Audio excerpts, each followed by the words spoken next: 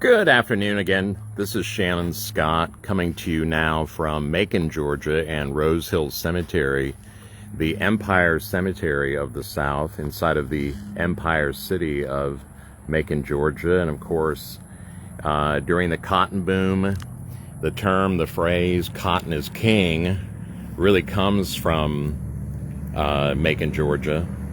It was just empire, and when they hired Olmstead of the Central Park fame to design Rose Hill Cemetery around 1840, they were clearly going for city of the gods, Mount Olympus, almost like you would enter the Empire City of Macon through Valhalla, where the heroes of the community, the town, the business people, the warriors, no question the elites. So much like Bonaventure Cemetery, this was definitely the yacht club of the area cemeteries. But it's Italian terracing coming up off the Ocmulgee River. It is in my top 10 list of cemeteries in the United States. I can't really say, I haven't yet to make a determination of where Rose Hill falls, but it is really close to, I would say, the top 5, maybe the top 3. Greenwood Cemetery in Brooklyn will always be kind of king, but this is almost like a bookend of Greenwood in the South. So if you're ever up this way, do yourself a favor. Check out Rose Hill, the neighboring Oak Ridge Cemetery, and then the other neighbor, Riverside Cemetery. These are just a treat, but Rose Hill, really the original Victorian Empire Cemetery. But because yesterday we celebrated Little Gracie, the sculptor John Walz, I wanted to share with you John Walz's furthest inland sculptural production that at least I'm aware of. And it is similar to one in Bonaventure Cemetery, but they call her Bertha. And doesn't she look amazing up against those puffy clouds? Wow. Again, this feels like ancient Rome out here, ancient Greece. I could just set up a cot and do the whole John Muir thing, camping among the tombs. I'd be happy until I died. You don't even have to bury me here. Just, toss me into the Ocmulgee River. I'll be fine. But yeah, the Allman Brothers, famously buried out here as well. Always have to inject that because, yeah, the Allman Brothers, come on. So they're all, many of them are out here. Greg Allman, most recent to my knowledge. But Bertha, she was born in Prussia sometime between 1852, 1854. She married William Wolfe of Macon, and they were in the dry cleaning import goods business. Did very well in that world. In fact, Bertha, I believe, was herself not just married into it, but she herself was a part of the industriousness of the family business. So yay, Bertha. Do you even meet young women named Bertha anymore? I don't think so. It's a very hearty name. But Bertha died at 4 o'clock in the afternoon in 1904. And the Macon Telegraph made a thing of it, of course. But she died of heart disease. And that is about all we know, as we stand here anyway. So maybe you all can enlighten us with some other facts about Bertha down there in the comments. But what is interesting is that the pedestal here is an exact copy of the Macmillan plot pedestal in Bonaventure Cemetery, where you have this kind of goddess-like pillar, with the exalted figure to show their, sort of deity-like equivalency or their obvious importance in society. And then we find the bookending cornice pieces here that look like they've fallen off of an ancient temple. And notice how they bookend the pillar of strength with the name.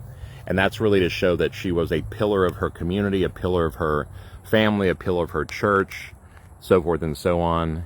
But I always love those kinds of details to show the ancientness, the tradition, so forth and so on. We even see like the fleur-de-lis pattern motif here with the stylized acanthus leaf. So, in this sort of river flow motif. So it's all about the eternal. We find the shell pattern here, which Even that acanthus leaf is stylized like a shell.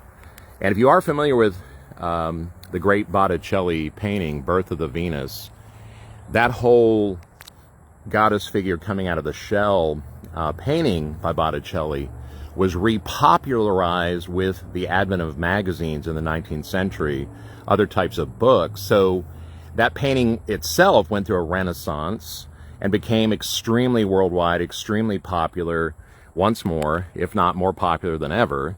And all of these artists like John Walz were in touch with that kind of aesthetic, that kind of meaning, and that influenced monuments like this, even though they were always kind of, juggling around these different types of symbols and meanings. But I think he was no fool. He knew that was ever popular, and if he is going to make a man's wife into a goddess per his order, then by God, he's going to throw some Botticelli influence into it. Interestingly, the shell, for those that don't know, is the oldest burial motif. I'd say one of two, but it's one of the older, more popular burial motifs that you find in antiquity. And the shell basically represents the birth, the journey, the regeneration of the spirit. So you find a lot of shells. I absolutely love how here in the cornice piece, we see poppy flowers, and some of them are unbloomed or unblossomed to show, the end of the life, the short life. But the poppy was a nod to Morpheus, the god of dreams, the god of sleep. And part of the role of the sculptor was to always show how the spirit and the body were kind of in conjunction, duality, synchronicity. They always had to show how there was a connection, but also a difference between the spiritual realm and, let's say, the earthly. So that's what we find here. Notice how the poppy flower stem wraps into the architectural work itself, and that's exactly what a lot of these artists were going for, to show that duality, to show that connection between the spirit and the body, the earthly and the heavenly. I just love how that all works together.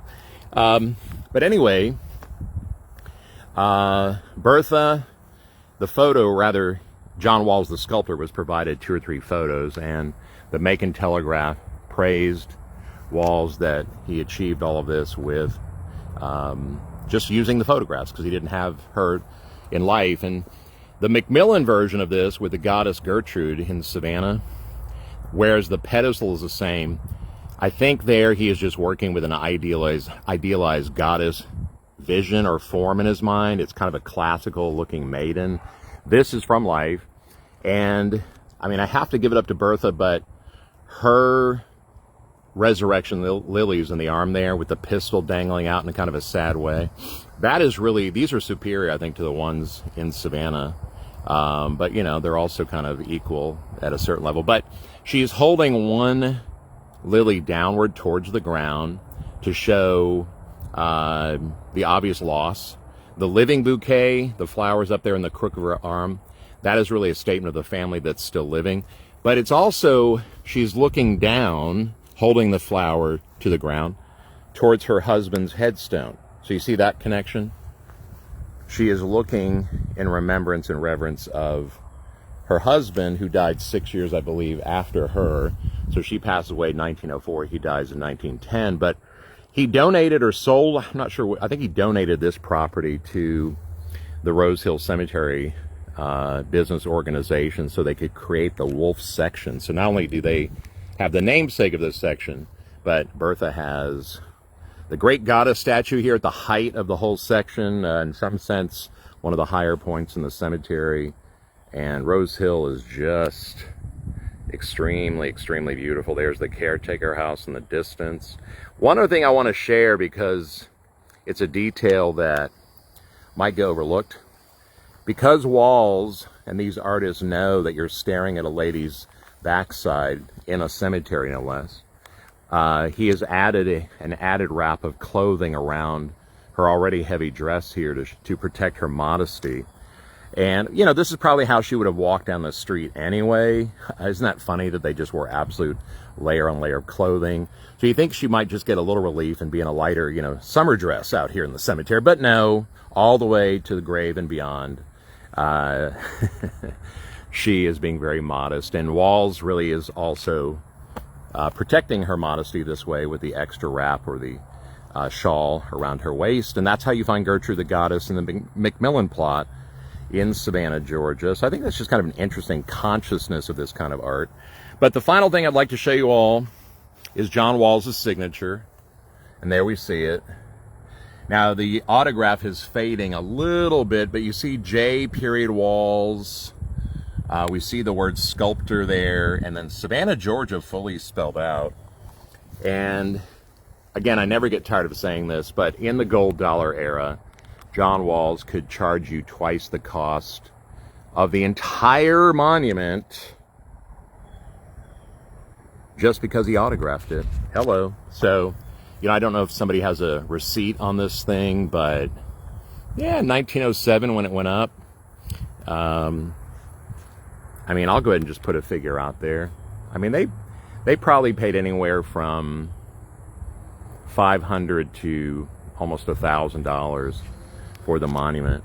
And again, she died in 1904, so much like many things like this of this size in his studio, it took, you know, as much as 5 or 6 years to complete and a general idea, but she died in 04, and I believe this was erected in 1907. So anyway, it's just fascinating stuff, and this is just, you know, one thing in Rose Hill. But Rose Hill, wow, outdoor art museum, world class, one of the best in the world, not just the United States, but this is like Highgate, London cemetery level.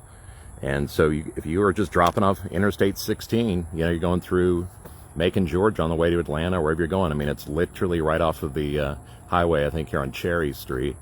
So you can't miss it. It's a taphophile's delight. Well, gang, check out my channel, of course, Grave Talks with Shannon Scott. There's the Buzzard Mobile over there. And thanks for sharing or spending some of your day with me. We've basically gone across half the state just to do all this. But the rain's coming in, so it's time for me to say goodbye. But you guys have a great Sunday, and I'll see you next round.